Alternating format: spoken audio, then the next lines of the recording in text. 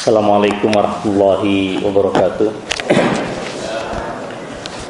Alhamdulillah, wassalatu wassalamu ala nabiyil mustafa nabiyina Muhammadin wa ala alihi wa sahbihi ajma'in.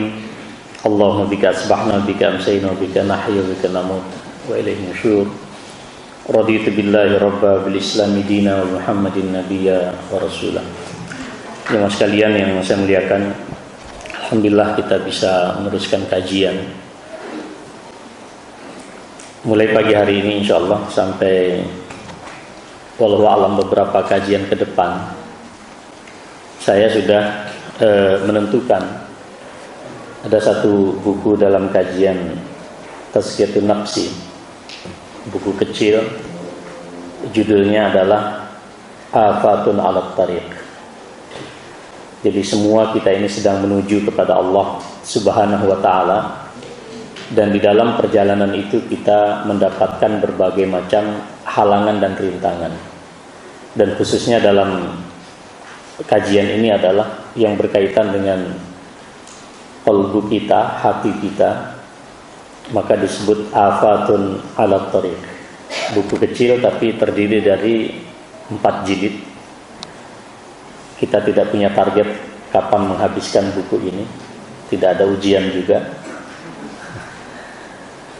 Jadi seperti kata seorang ahli hikmah, Al-Imam Ibnu Athaillah, di dalam salah satu hikmahnya beliau menyatakan, ma waqafat himmatu salikin illa ma waqafat himmatu salikin illa wa nadat wa haqa'iquha allati tatlubu amamaka wala zaharat zahirul mukawinat illa wa nadat wa haqa'iquha innama nahnu fitnatun fala takfur. Artinya seorang yang melakukan perjalanan di kehadapan Allah Subhanahu wa taala, para pemburu ridho Allah Subhanahu wa taala, itu seringkali menghadapi tantangan-tantangan yang sifatnya sangat halus. Bagi seorang sufi itu tantangan terbesarnya adalah ketika dia merasa ada yang disebut dengan mukasyafah. Tabir ilahiyah itu terbuka lebar. Tapi dalam pandangan para sufi, adanya perasaan dan adanya pemahaman pada diri kita bahwa rahasia Allah telah terbuka, itu justru merupakan fitnah yang bisa membuat seorang pejalan menuju Allah itu menjadi maghrur, tertipu. Tapi tertipunya itu dengan cara yang sangat halus. Maka ketika seorang yang berjalan menuju Allah Subhanahu wa taala mendapatkan ujian seperti itu, seolah-olah dia mendengar bisikan allati tatlubu amamaka, yang Anda cari itu masih jauh di depan sana, bukan yang ini. Dan tidak pula tampak di hadapan seorang pejalan menuju Allah Subhanahu wa taala berbagai macam godaan dunia yang spektakuler ini, kecuali godaan-godaan itu berbisik halus di telinga dia, innama nahnu fitnatun fala takfur. Sesungguhnya kami ini hanyalah ujian dari Allah, jangan kalian pernah kufur. Di internal Muhammadiyah, hikmah ini sering sekali saya sampaikan kepada para pengurus. Ketika kita berjuang, dan Muhammadiyah ini sudah berjuang lebih dari 100 tahun, maka capaian-capaian 1 abad ini bukan menjadi final perjuangan kita. Pada saat kita ingin berhenti berjuang, maka harus ada bisikan di kalangan para aktivis, para pengurus, allati tatlub amamaka. Yang Anda cari adalah masih jauh di hadapan sana. Dan ketika amal usaha ini yang kita katakan zahirul mukawwinat, penampakan karunia Allah yang sedemikian spektakuler, amal usaha bertebaran dan seterusnya, maka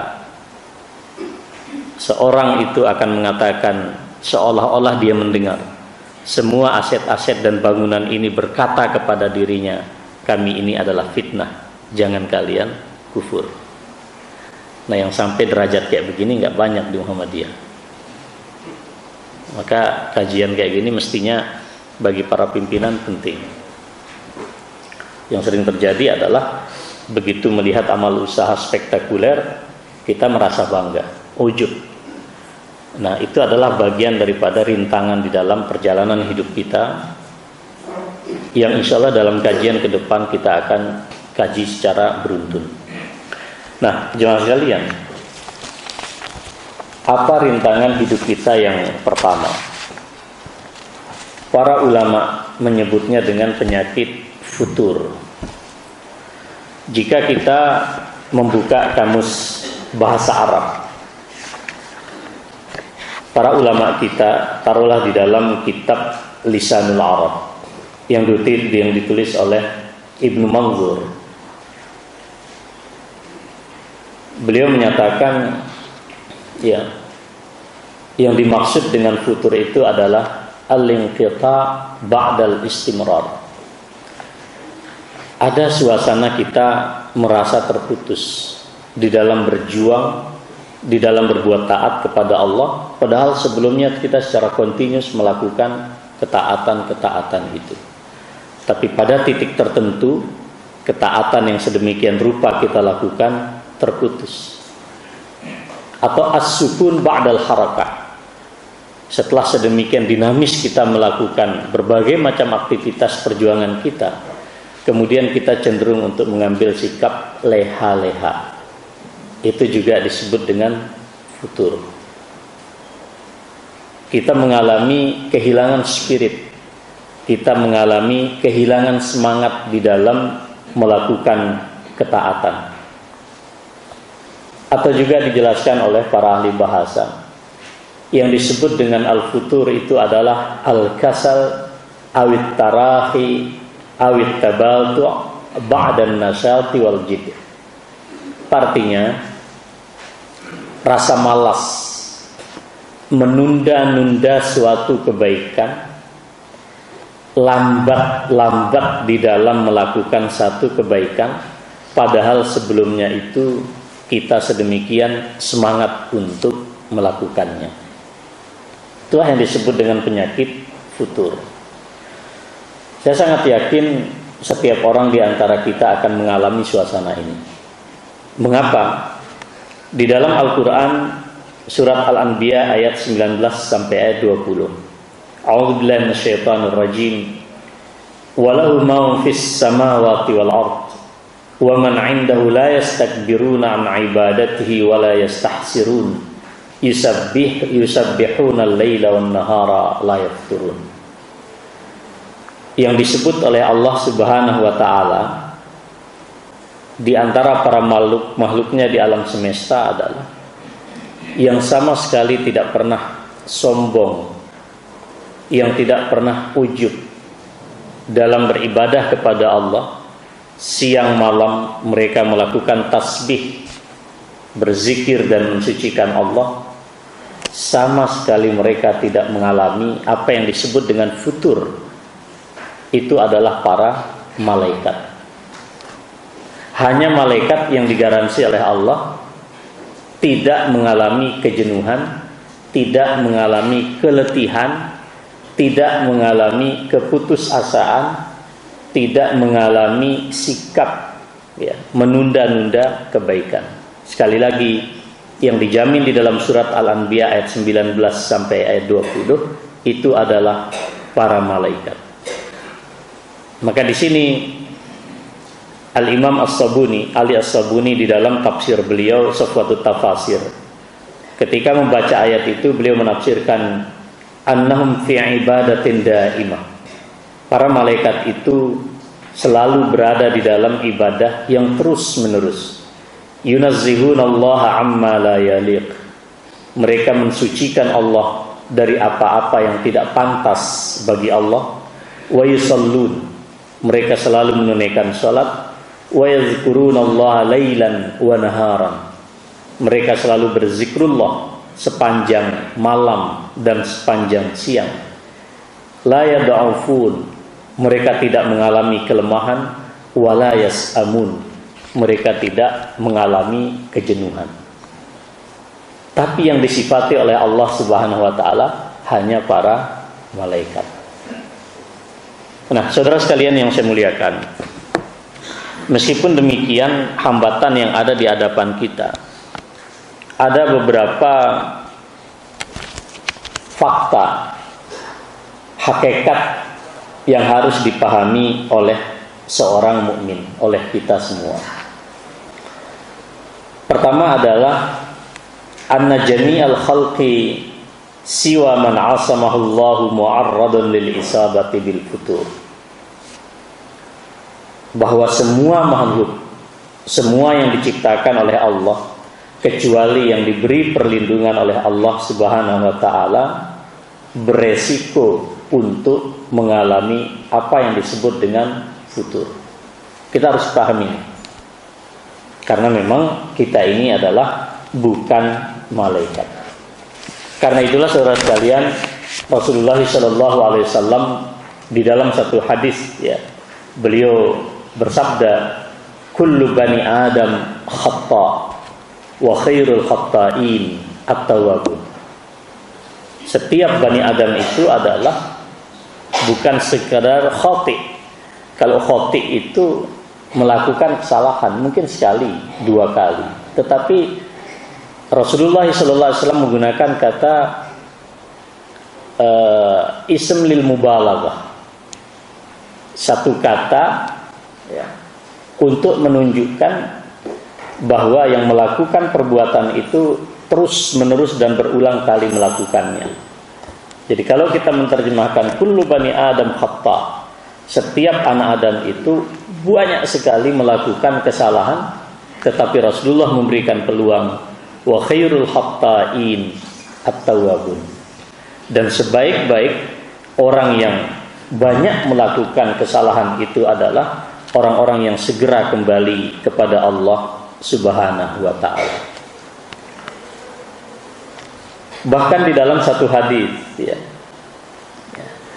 di dalam satu hadis Rasulullah SAW juga mengajarkan kepada kita, wallazi nafsi biyadihi, demi Allah, zat yang jiwaku ada di genggamannya, laulam tusnibu, jika kalian tidak melakukan dosa sama sekali, umat Muhammad tidak melakukan dosa, la zahaballahu bikum, ya, maka Allah kemudian membiarkan kalian berlalu begitu saja, wala jaa qaumin yuznibun, dan niscaya Allah kemudian akan mendatangkan sekelompok kaum fayastaghfirunallah, merekalah yang akan beristighfar, minta ampunan kepada Allah, fayaghfirulahu, dan kemudian Allah mengampuni mereka. Jadi isyaratnya sangat tajam. Mengapa hal ini ditegaskan oleh Allah? Agar manusia itu punya kesadaran bahwa kita masih punya Allah Subhanahu wa ta'ala. Berbeda dengan orang-orang sekular yang tidak lagi memiliki rasa hubungan, tidak ada ilaqah, tidak ada relasi dengan Allah Subhanahu wa ta'ala. Ketika hubungan dan relasi Allah dengan Allah itu terputus, maka perhatikanlah. Tadi sepanjang perjalanan dari Kaliurang, saya mendengar ceramah A'agim. A'agim sedang memberikan pengajian di Taiwan di hadapan para saudara-saudara kita tenaga kerja di Taiwan yang luas daratannya menurut apa yang disampaikan A'agim itu hanya sebesar Jawa Barat, dan yang bisa dibangun hanya sebagian. Sehingga dampaknya adalah apa di situ biaya tinggal itu tinggi. Bukan biaya hidup untuk makan, tetapi adalah apartemen itu sampai harganya 400 miliar. Mahal sekali. Tapi di sisi yang lain, kata beliau, anak-anak muda Taiwan ini tidak senang untuk memiliki keturunan. Para pemimpinnya bingung, mereka ini akan menjadi generasi yang punah. Karena orang tua banyak tidak punya cucu, tidak punya ini, akhirnya apa yang terjadi buat sekalian? Sekarang itu marak mereka itu senang melihara binatang untuk menunjukkan sikap kasih dan sayang. Nah ini kan menunjukkan ada sesuatu yang terputus. Kalau anak muda muslim tidak mungkin bercita-cita tidak menikah, ya kan? Ada yang niat nggak nikah kawan-kawan yang muda? Ya kan? Walaupun kiamat sudah dekat harus tetap menikah. Kenapa saya katakan kiamat dekat? Karena di Arab Saudi seumur hidup saya tinggal di Madinah belum pernah melihat namanya salju. Sekarang saya dapat foto dari Dubai, film apa semacam rekaman singkat itu, jalur yang bebas hambatan Mekah Madinah itu ternyata banyak sekali salju. Sehingga Syekh Surem di dalam salah satu khutbahnya itu mengingatkan, ini adalah menunjukkan kebenaran apa yang dikatakan oleh Rasulullah SAW, bahwa tanda hari kiamat itu adalah menghijaunya bumi dan jazirah Arabia. Dan syarat-syarat untuk menghijaunya tanah tandus di jazirah Arabia itu sudah muncul dengan turunnya es. Ternyata para ahli juga sudah menemukan pergeseran dari fenomena kutub sudah bergeser ke jazirah Arabia. Jadi kalian kalau nggak berniat menikah dengan segera sayang ini. Ya, kalau yang tua-tua ya sudahlah. Ya. Nah, jadi ini kedua saudara sekalian. Ya. Anna qalbal mar'i wa in safa wa thabata 'alal iman wastalazza bi halawatihi fa innahu mu'arradun lil intikasah wa muhayya'un lil inqilab.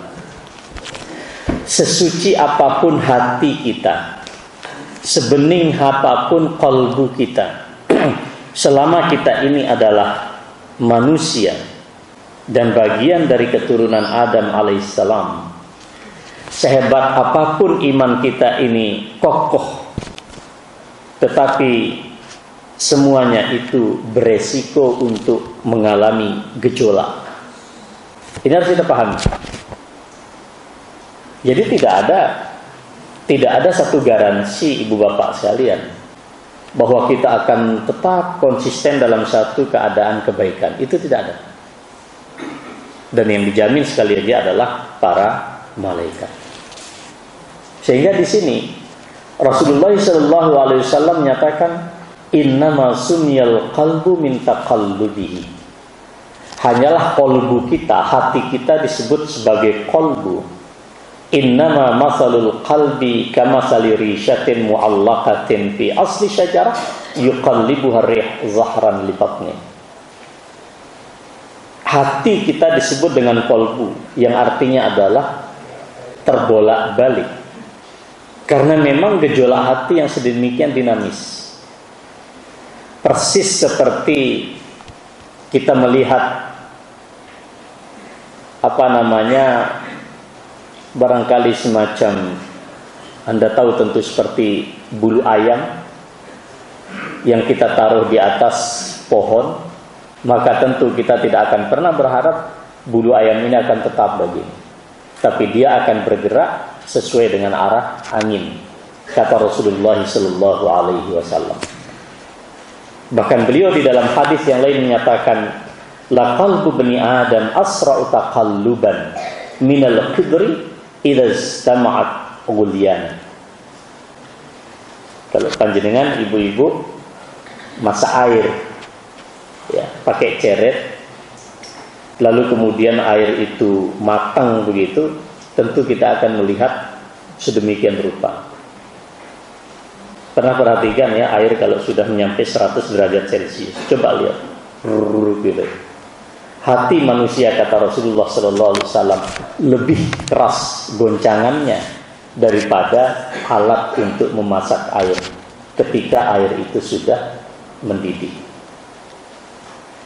Pada bagian yang lain, Rasulullah SAW menyatakan, inna quluba bani Adam kullaha baina isba'in min asabi'ir rahman. Sesungguhnya hati Bani Adam semuanya itu berada di antara dua jari dari jari-jari Allah yang Maha Pengasih. Kaqalbin wahid yusarrifuhu haitsu yasha. Jadi tidak ada satu hati di antara kita ini kecuali berada di antara jari-jari Allah Subhanahu wa taala, dan Allah sesukanya menggerakkan hati tersebut. Saudara jangan bertanya Allah punya jari-jari atau tidak. Kewajiban kita adalah ketika Allah menyatakan di dalam hadis yang sahih bahwa Dia mempunyai jari-jari, tugas kita adalah beriman. Kita tidak diwajibkan untuk mencari bagaimana bentuk jari-jari Allah itu. Rasulullah SAW menyatakan sedemikian rupa, ya. Tidak ada satu hati di antara kita kecuali dia berada di antara jari-jari Allah yang Dia gerakkan sesukanya. Sekehendak Allah menggerakkan hati-hati itu.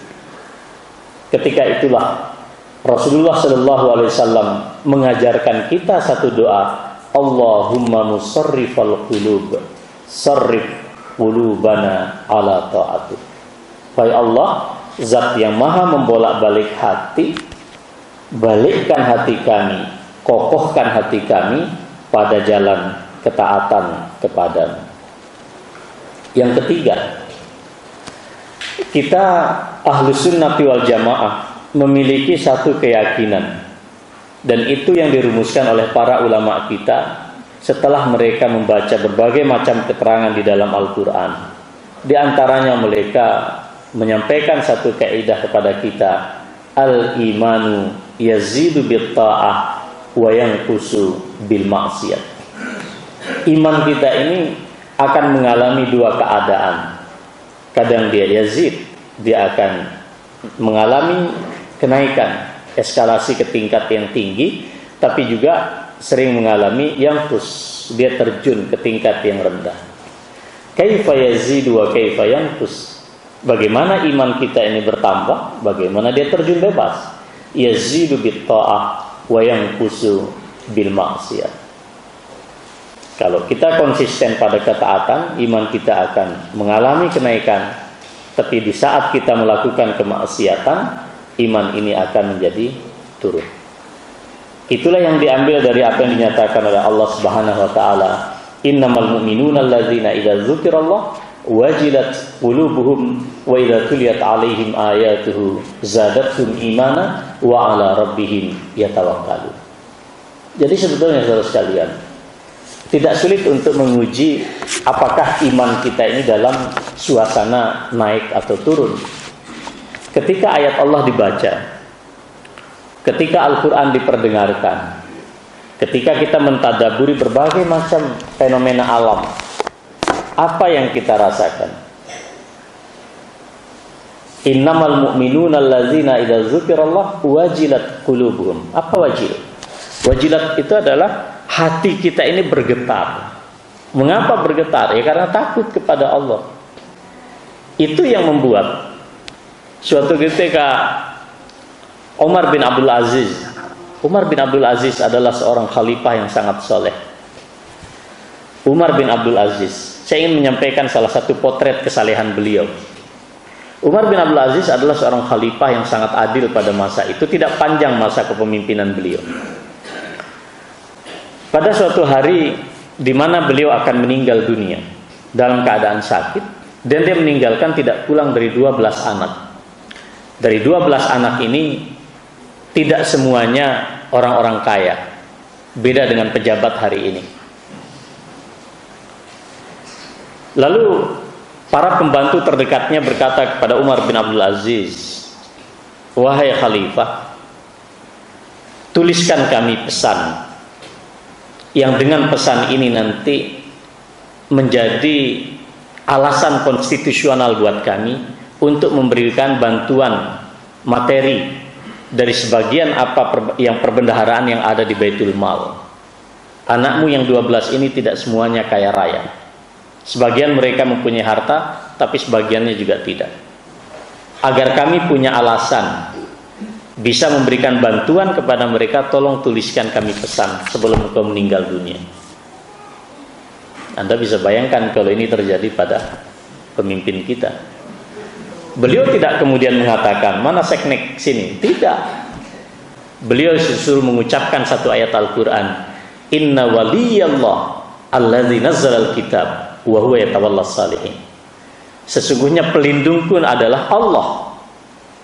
Dialah Allah yang menurunkan Al-Quran, dan dialah Allah yang akan memberikan perlindungan kepada orang-orang yang soleh, orang-orang yang baik. Dan anak-anakku ini kemungkinan mereka akan menjadi dua kelompok. Sebagian mereka akan menjadi orang soleh, dan saya tidak perlu risau dengan kehidupan mereka. Mengapa? Wa huwa yatawallas salihin. Allah yang akan menjaga mereka. Tapi juga kemungkinan yang lain, sebagian mereka menjadi anak-anak yang tidak baik, anak-anak durhaka. Maka Umar bin Abdul Aziz tidak mau dicatat oleh Allah sebagai orang tua yang memberikan fasilitas kepada anak-anaknya setelah dia meninggal untuk bermaksiat kepada Allah. Itu presiden. Ini satu kesalehan dia.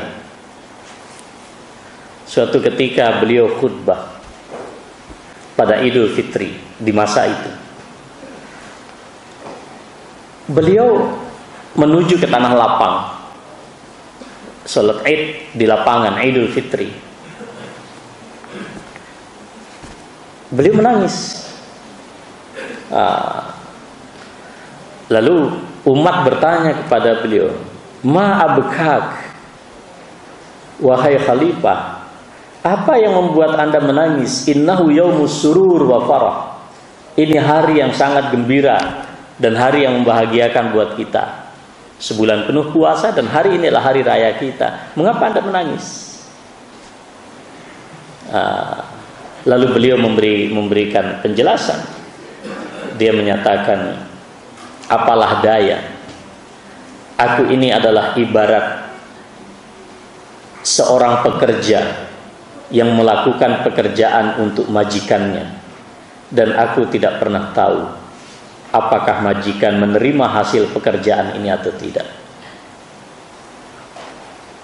Beliau menyatakan, 30 hari kalian wahai umatku berpuasa, 30 malam kalian bertahajud ria di hadapan Allah, tapi satu pun di antara kita tidak pernah tahu apakah ibadah itu diterima atau tidak. Kalau kita kan enggak, mau pengajian aja bikin poster. Contohnya pengajian ini kan. Tapi mudah-mudahan tidak membatalkan pahala kita. Karena masyarakat sekarang kalau nggak dikasih poster nggak tahu kalau ada pengajian. Kalau orang dulu cari pengajian, kalau sekarang kan tidak. Coba posternya masih ada tuh, termasuk foto saya tempel di situ. Mudah-mudahan aja malaikat nggak kalah cepat mencatatnya tuh. Jadi ibu bapak sekalian yang saya muliakan, ini realitas iman kita di dalam Islam yang memang dijelaskan seperti itu. Ya. Jadi apa yang kita rasakan? Tapi saya sangat yakin nih kalian, kalau melihat wajah-wajah kalau pagi kajiannya kayak begini kan takut pada Allah semua nih kalian. Termasuk saya. Jangan kira saya pede betul menyampaikan ini, ada juga rasa-rasa takut. Ya syukur kita dimatikan dalam keadaan kayak begini. Ya kan? Jadi kalau suasana ini saya yakin kita akan merasa sangat nyaman. Mengapa Pak? Karena ruh kita ini sedang mendapatkan gizi. Yang kita dengar adalah ayat-ayat Allah. Tapi kalau kayak begini, Bapak Ibu tidak merasakan ada satu sentuhan, itu menunjukkan hati kita sedang mengalami satu penyakit yang akut. Iya ya. Kita sederhana saja, karena Allah mengatakan itu. Apa tidak ada rasa sedikit pun rasa takut di hadapan Allah? Seperti Umar bin Abdul Aziz. Nanti akan saya bacakan beberapa kisah sahabat di sini. Sangat dahsyat. Orang-orang yang kufur beda karakternya. Ya. Wa idza dzukirallahu wahdahu isma'azzat qulubul ladzina la yu'minuna bil akhirah. Wa idza dzukiral ladzina min dunihi idza hum yastabsyirun. Dahsyat sekali, Pak. Orang-orang kafir kepada Allah Subhanahu wa taala, jika disebut Allah, jika disebut ayat-ayat Allah, apa yang terjadi kata Allah di dalam ayat ini? Hati mereka merasa jijik. Perhatikan, banyak di antara kita, contohnya apa? Anda melihat orang berjilbab dengan baik, nutup aurat, berhijab, dengan mudah Anda tuduh teroris, apalagi pakai cadar. Tapi dengan bangga Anda melihat orang-orang yang membuka aurat, Anda katakan tidak ada yang salah pada diri dia. Itu contoh, Pak. Kita lebih sensitif jika ada saudara kita perempuan pakai hijab, nutup aurat, ya, kita lebih sensitif dan kita tersinggung. Begitu melihat ada orang-orang yang membuka aurat, kita merasa tidak ada yang salah dalam kehidupan sosial. Itu salah satu contoh, Pak. Iya kan? Ngelihat orang berjenggot, mual, radikal. Ahmad Dhani juga berjenggot, tapi dia merasa ini kebanggaan. Mengapa? Seni, estetik, dahsyat. Hanya karena yang satu berjenggot ittiba'un nabi, ittiba' kepada nabi, yang satu berjenggot ittiba' kepada Ahmad Dhani. Sama-sama berjenggotnya, tapi sikap hati kita berbeda. Kalau yang berjenggot masuk masjid, mohon maaf, mungkin Anda tidak ungkapkan, tapi ada perasaan, kok gitu ya? Gitu loh. Kalau ada poster musik gitu, apalagi akhir tahun kemarin, pentas jahiliyah massal di Indonesia itu, apa yang terjadi? Orang bangga hanya karena perbedaan referensi. Satu referensinya Rasulullah, dia jijik. Satu referensinya Ahmad Dhani, dia bangga. Kita kan miskonsepsi, Bu, salah di dalam mengkonsep kita, diri kita ini. Contohnya sederhana saja. Jadi sangat berbeda sikap orang mukmin ketika mendengarkan ayat Allah dengan sikap orang-orang kafir. Bisa saja dia identitasnya sebagai muslim, tetapi secara praktis dia kafir. Karena kafir itu kan ada dua, Bu. Ada al-kufrul akbar, ada al-kufrul asghar. Ada kafir yang sifatnya besar, itu kafir secara akidah. Yang banyak di masyarakat kita ini kafir secara praktis. Dia memang tidak keluar dari domain keislaman, tetapi perilaku dia sangat kufur. Contoh yang paling umum adalah la in syakartum la azidannakum wa la in kafartum inna azabi lasyadid. Jadi kalau ada orang mendapatkan nikmat tidak mau bersyukur, itu dia kafir. Tapi kafirnya ini tidak membuat dia keluar dari Islam. Gitu loh, Pak. Ini yang disebut dengan kufrun amaliyun. Kufur yang bersifat praktis. Nah, saudara sekalian, yang keempat yang perlu kita pahami gitu ya. Anna baqa'a qalbil mu'min 'ala darajati rafi'ah minal iman allati yajiduha fi a'zamil ibadat qadaran wa aktsaraha ta'tsiran kas-salatu wal hajj was-siyam wal qur'an qiyamul lail amrun muta'azzirun. Jadi ketika hati kita ini bisa konsisten pada derajat keimanan yang sangat tinggi, itu umumnya adalah tidak bisa dilepaskan dari dampak ibadah-ibadah keseharian yang kita lakukan. Sholat kita utamanya, sholat kita, zakat kita, tilawatul Quran kita, dan sekian banyak perbuatan-perbuatan kita yang baik ini. Tetapi apa yang kita sebut sebagai amal-amal soleh itu, yang perlu kita pahami ibu bapak sekalian, ini adalah amal-amal yang sangat besar kemungkinan pun juga akan mendapatkan halangan-halangan tertentu. Contoh, ada riwayat di dalam hadis Muslim, ya, An Hanzalah Al-Usaidi, dari salah seorang sahabat yang bernama Hanzalah Al-Usaidi. Ya. Qala laqiyani Abu Bakrin radhiyallahu taala an, faqal kaifa anta ya Hanzalah. Suatu ketika beliau bertutur, Abu Bakar radhiyallahu taala anhu bertemu dengan Hanzalah. Dia katakan, wahai Hanzalah, bagaimana kamu dapatkan dirimu hari ini? Ini menarik, Pak. Mungkin kalau kita pengajian kita mendapatkan pertanyaan ini, tapi barangkali pernah nggak seorang suami bertanya kepada istrinya, istri bertanya kepada suami, orang tua bertanya kepada anak, anak bertanya kepada orang tua, bagaimana kamu mendapatkan dirimu hari ini? Bukan dunia, bukan pekerjaan, bukan profesi. Pertanyaan yang sangat mendalam. Kaifa tajidu nafsak? Bagaimana Anda mendapatkan diri Anda saat ini? Lalu Hanzalah mengatakan, Hanzalah telah munafik. Dia mengatakan untuk dirinya, sungguh Hanzalah telah munafik, wahai Abu Bakar.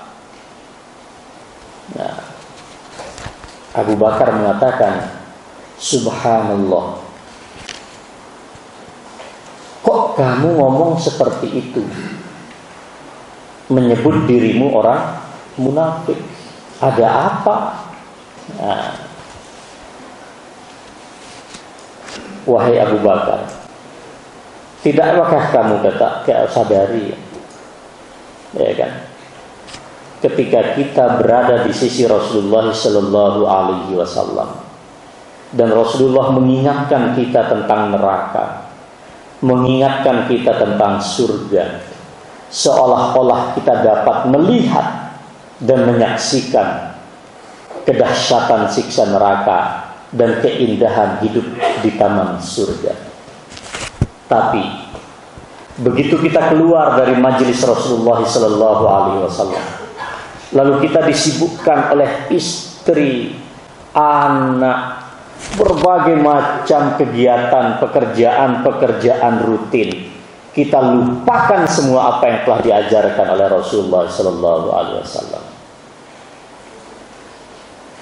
Abu Bakar tersadar, lalu beliau menyatakan, wallahi inna lanalqa misla hadza. Sungguh kita mendapatkan betul, merasakan betul apa yang kamu katakan, wahai Hanzalah. Semua kita ini munafik, kurang lebih kayak begitu. Di hadapan Rasulullah kita menjadi orang-orang baik, orang-orang soleh. Kita ingat surga, kita ingat neraka. Tapi begitu kita keluar dari sisi Rasulullah SAW, kita sibuk dengan anak, sibuk dengan istri, sibuk dengan pekerjaan. Semuanya kita lupakan apa yang telah diajarkan oleh Rasulullah SAW. Lalu mereka berdua datang ke hadapan Rasulullah SAW, mengeluhkan apa yang mereka alami itu. Lalu kemudian, wahai Rasulullah, Hanzalah telah munafik. Loh, kok begitu? Apa itu? Wahai Rasulullah, ketika kami, para sahabat ini berada di hadapanmu, engkau ingatkan kami tentang neraka, engkau ingatkan kami tentang surga, ka'anna ra'yu ain. Sepertinya kami ini menatap dengan mata kepala sendiri. Namun jika kami keluar dari sisimu, kita lupa semua apa yang telah kamu ajarkan, sibuk dengan anak, istri, pekerjaan dan seterusnya. Lalu Rasulullah SAW menyatakan, walladzi nafsi biyadihi in law tadumuna ala ma takununa indi wa fi dzikri lasafahatkumul malaika ala fursyikum wa fi turuqikum walakin ya Hanzalah sa'atan wa sa'ah sa'atan wa sa'ah sa'atan wa sa'ah.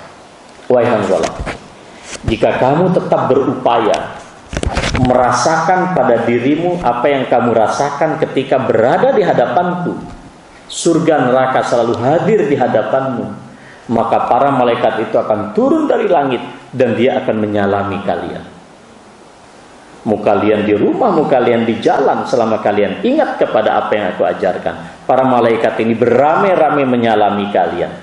Tetapi aku juga paham, wahai Hamzalah, sa'atan wa sa'at, ada saatnya kamu sedemikian rupa di dalam ketaatan, tapi ada saatnya kemudian kamu mengalami keletihan di dalam berbuat taat itu. Jadi ini yang kita harus ingat, ibu bapak sekalian. Ini yang disebut dengan futur. Agama kita sudah mengajarkan kita.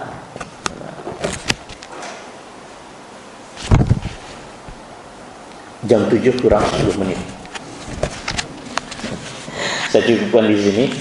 Nanti belum. Ini baru apa yang harus kita pahami ketika memahami futur. Enggak nanti maksud saya dia sudah berbuat baik, tiba-tiba putus asa bunuh diri, bukan gitu loh maksud saya. Jadi kita harus paham ya, kita harus paham.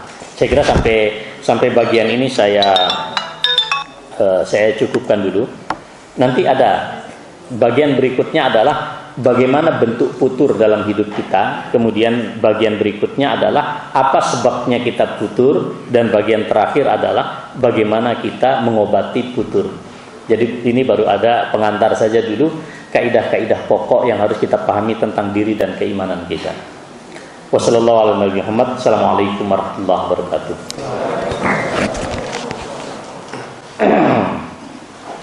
Mungkin dari jamaah ada satu dua pertanyaan sebelum kita akhiri.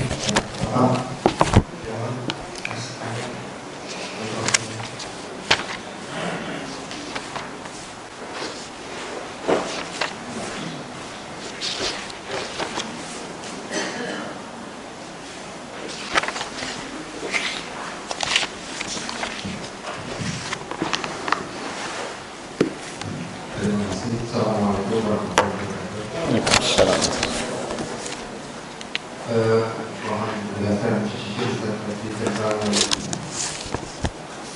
hati yang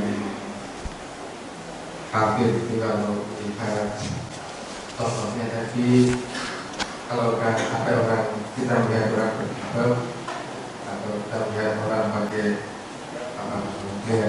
jenggot itu atau pakai sarung kopan kemudian kita merasa jijik itu tadi dikatakan itu sebagai kita yang jijik itu salah karena mereka yang menggunakan yang menggunakan jenggot misalnya karena itu adalah tidak kafir.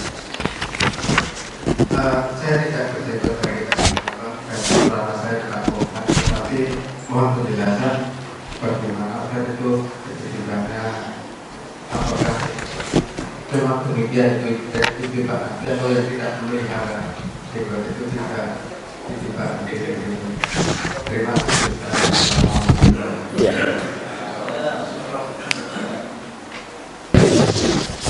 Langsung saja ya. Jadi gini,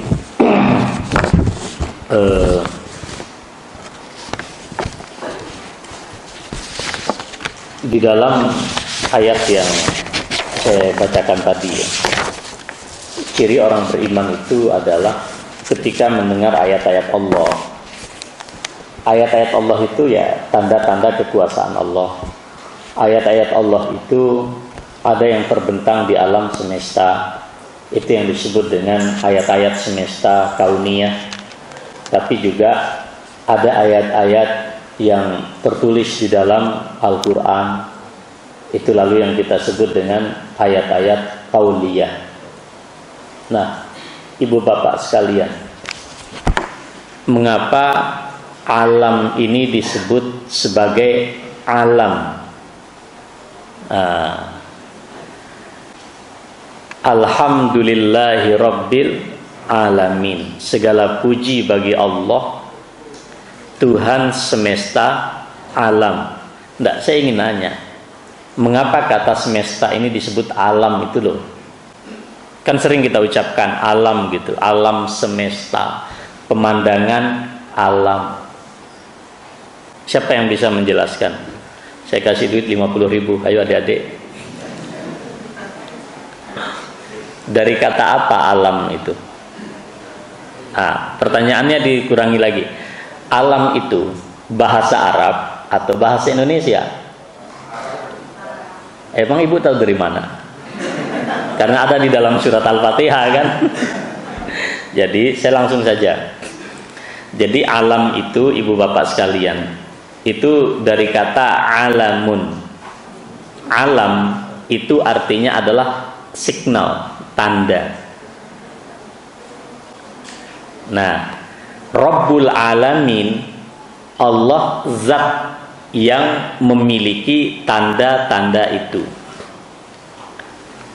Sekarang gini, kalau kita jalan ke timur, kita akan ketemu perempatan toh Pak, itu ring road.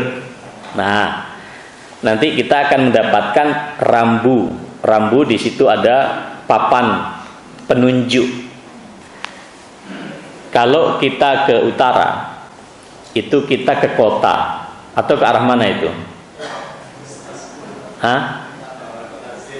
Pokoknya ada toh, ada yang ditandakan kota Yogyakarta. Kalau ke sini Imogiri umpamanya, ya toh. Itu namanya tanda. Tanda dalam bahasa Arabnya itu alam yang sering kita lupakan. Baik. Ibu sekarang mau tindak ke Imogiri, jalan di ring road, ketemu perempatan. Begitu melihat arah penanda arah, belok kanan itu Imogiri, belok ke utara atau ke kiri itu kota Yogyakarta. Ibu tujuannya ke Imogiri, apa yang ibu lakukan? Di lampu merah berhenti. Atau nanti kemudian tetap hijau berhenti di situ karena sudah ketemu tulisan Imogiri. Atau apa? Tentu tidak toh Bu. Berarti alam itu dia tidak berdiri sendiri. Dan alam itu tidak menjadi tujuan hidup. Contoh, ibu mau tindak ke Imogiri. Begitu melihat tulisan besar, oh Imogiri. Padahal itu baru penunjuk arah. Imogiri tidak di situ. Ini masih perempatan ring road. Imogiri sana, gitu loh Bu. Tapi orang banyaknya terjebak. Seperti hikmah yang saya sampaikan pertama kali itu, apalagi tulisan penanda arahnya itu terbuat dari emas, perak, malam hari disorot dengan lampu mobil itu berhenti betul di situ. Sampai nggak ke Imogiri? Tidak. Karena itu hanya tulisan Imogiri, Imogiri tidak di situ. Alam itu adalah penunjuk. Maka begitu Bapak melihat alam, pergi ke Laut Selatan, indah betul pemandangan itu. Kalau hati berhenti di Laut Selatan, kita musyrik. Kenapa? Laut Selatan itu tidak selesai. Laut Selatan menunjukkan pada sesuatu penciptanya. Itu loh Bu. Itu alam. Jadi semesta ini bertutur. Semesta kita ini berbicara tentang Allah. Maka ketika kita menjalankan ayat Allah, ibu berkerudung, itu bukan budaya. Kalau kerudung itu sekedar budaya, apalagi musimnya panas, kasihan banget orang Arab. Yang enak itu ya kena kipas di gurun pasir itu. Tapi tidak Bu. Kerudung itu ajaran Allah. Mengapa Anda berkerudung? Ya karena Allah memerintahkan. Maka ketika ada orang melecehkan orang yang berkerudung, itu melecehkan zat Allah yang memerintahkan kita berkerudung. Itu loh Pak. Mengapa Fahri Hamzah marah betul ada Brimob bawa senjata laras panjang ke DPR? Karena ada aturan. Tidak boleh. Ini bukan sarang teroris, ini bukan sarang narkotik. Bahwa di situ banyak orang melakukan dosa itu hal lain gitu loh Pak. Kita juga banyak dosa, nggak suci-suci amat. Tapi ingin saya katakan, Mengapa Fahri Hamzah berani ngusir Brimob? Ya karena memang ada aturan. Gitu loh Pak. Bukan karena dia, apalah seorang Fahri Hamzah tanpa adanya label-label kenegaraan itu. Ya tapi ya karena kita kayak begitu itu bangsa ini ya, jadi ya yang saya lihat dalam kiriman video itu ya kayak begitu itu. Jadi hati-hati loh Pak. Mohon maaf saya agak kasar ya. Bapak melihat orang telanjang nyaman, melihat orang kerudung mual, itu tanda kemunafikan. Naik dikit lagi jadi kafir kita. Kita tidak sadar loh Pak.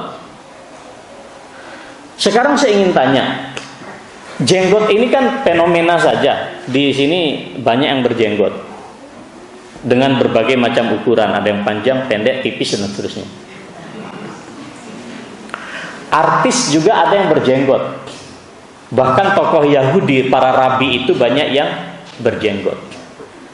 Saya ingin katakan, mengapa kalau yang berjenggot itu rajin sholat masjid, jidatnya hitam, secara tidak sadar kita merasa alergi sama dia.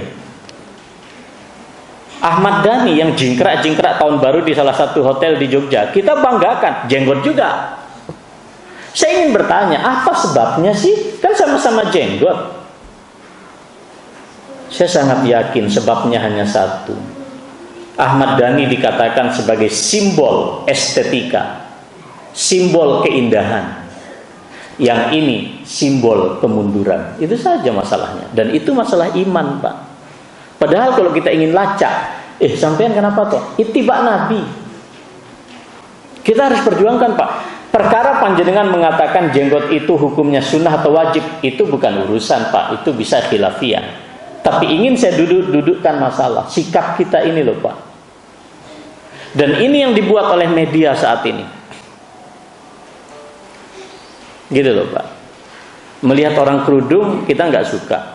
Melihat artis tidak berbusana kita senang. Jangan-jangan disimpan pula di komputernya.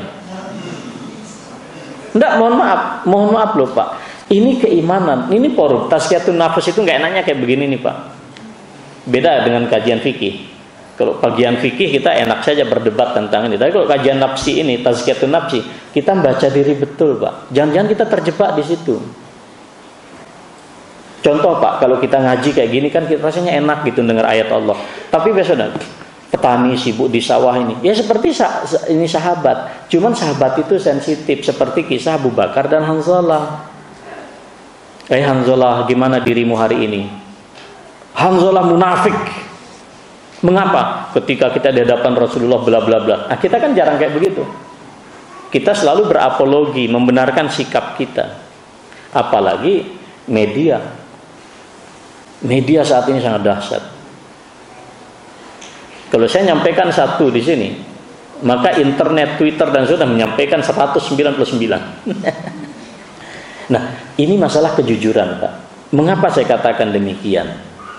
Terlepas dari perbedaan pendapat, Pak. Saya sendiri kan celana saya biasa saja seperti umumnya panjenengan. Celana saya tidak cingkrang.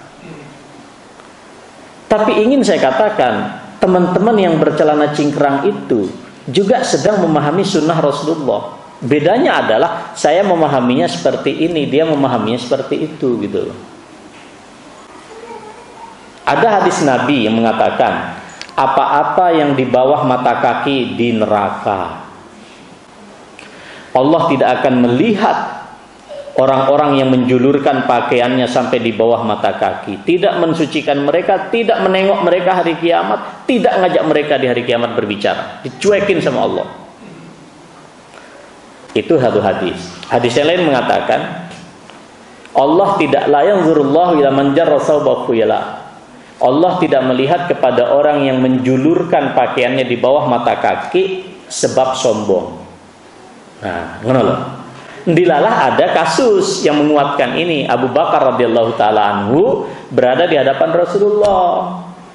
Pakaiannya itu suka menjalur ke bawah, gitu loh. Wahai Rasulullah, apakah termasuk sombong? Oh enggak, sampean tidak termasuk itu. adanya perbedaan hadis ini, yang teman-teman kita cingkrang itu secara tekstual memahaminya wis pokoke apa di bawah mata kaki neraka. Yang ini tidak menggunakan kaidah-kaidah usul fikih dan seterusnya. Ada konteks di situ, yaitu sebagai sikap sombong. Nah, tapi ada orang terlepas dari konteks ini. Pokoknya ngelihat di media teroris itu cingkrang kayak begitu, teroris. Padahal teroris yang ada di Sarinah kemarin yo tampilannya ganteng, pakai topi, ndak berjenggot gitu dah. Itu loh Pak. Dan ini membuat kita seperti ini. Kalau yang meledakkan itu santri, maka itu teroris. Kalau yang meledakkan orang Katolik, maka itu bukan teroris, itu adalah pidana umum. Kalau yang dibakar habis-habisan itu adalah masjid kaum muslimin di Tolikara, kita katakan itu musibah. Tapi kalau ada cat gereja yang lecet, kita katakan itu penistaan. Iman kita ini di mana, Pak? Keberpihakan kita kepada umat Islam itu di mana gitu loh. Ini penting Pak, kita muhasabah. Gitu loh Pak. Tidak ada sensitivitas sama sekali kita itu. Nah, kalau sudah sampai di situ, kita muhasabah Pak. Apakah itu baru pada derajat tapi mengolok-ngolok ayat Allah? Di antaranya adalah mengolok-ngolok ajaran Allah. Itu adalah bagian daripada kemunafikan. Karakternya disebutkan oleh Allah Subhanahu wa taala. Karakter orang-orang kafir itu, jika melihat ayat-ayat Allah, ayat-ayat Allah itu bukan saja yang di Quran, tapi juga syariat-syariat itu adalah ajaran Allah. Hatinya merasa jijik. Nah, kita berada di posisi mana Pak? Gitu loh Pak. Ini muhasabah betul. Jadi kalau ibu bapak masih terlalu rajin istiqomah berhadapan dengan televisi, berat untuk meluruskan kiblat hidup itu berat. Nyari berita yang benar aja susah, apalagi kiblat hidup. Saya alhamdulillah ya, 13 tahun nggak nonton televisi itu biasa aja dunianya. Saya juga dosen, saya butuh informasi, tapi tidak pernah kepala saya pusing hanya karena nggak nonton TV. Nah sekarang, mohon maaf saya TV ini saya tanya betul, angkat tangan yang masih nonton TV. Angkat tangan aja, nggak apa-apa. Ibu. Ini kita harus berani evaluasi. Jadi saya pribadi sudah lah. Sulit Pak, meluruskan perspektif itu lurus. Ya, jadi walau alam kita berada pada kriteria yang mana? Ya. Maka Allah menyatakan wa man yu'azzim sya'airallah fa innaha min taqwal qulub. Siapa yang mengagungkan simbol-simbol kebesaran Allah. Apa simbol kebesaran Allah? Ya syariatnya. Salat, zakat. Jadi kalau anaknya pergi ke masjid merasa risau, tapi kalau anaknya dolan ke game apa itu namanya itu PlayStation kok tidak risau, nah itu pertanda ada yang sakit dalam struktur iman itu, harus segera dicek gitu. Cara ngeceknya apa? Ya datang aja di kajian kayak begini. Jadi ini bapak sekalian, mudah-mudahan kita diamankan oleh Allah dari sifat-sifat kemunafikan. Maka doanya itu Allahumma tahhir qulubana minan nifaq. Ya Allah, bersihkan hati kami, sucikan hati kami dari kemunafikan. Wa a'malana minar riya. Bersihkan amal kita ini dari riya, ingin dipandang orang. Wa a'yunana minal khiyanah. Jaga mata ini dari pengkhianatan. Innaka apa namanya? Allahumma tahhirkum min wa ma Allahumma, malah doanya lupa saya. Grogi. Allahumma tahhir qulubana minan nifaq wa a'malana riya wa a'inna minal khiyanah innaka ta'lam ma tukhfis sudur. Sesungguhnya Engkau ya Allah melihat, mengetahui betul. Ya. apa-apa yang disembunyikan oleh hati, apa-apa yang dikhianati oleh mata. Ini doa kita. Saya kira demikian saja. Berarti sampai kajian berikutnya masih di futur. Mudah-mudahan selesai. Jadi tadi kaidah-kaidah umum. Kajian berikutnya adalah bagaimana nyatanya futur dalam hidup kita. Kemudian poin yang berikutnya ketiga adalah mengapa kita futur, sebab futur. Dan yang keempat adalah bagaimana kita selamat dari futur. Wallahu ta'ala alam bissawab. Wa sallallahu ala nabiyina Muhammad. Nasrun minallahi fathun qarib. Wassalamualaikum warahmatullahi wabarakatuh.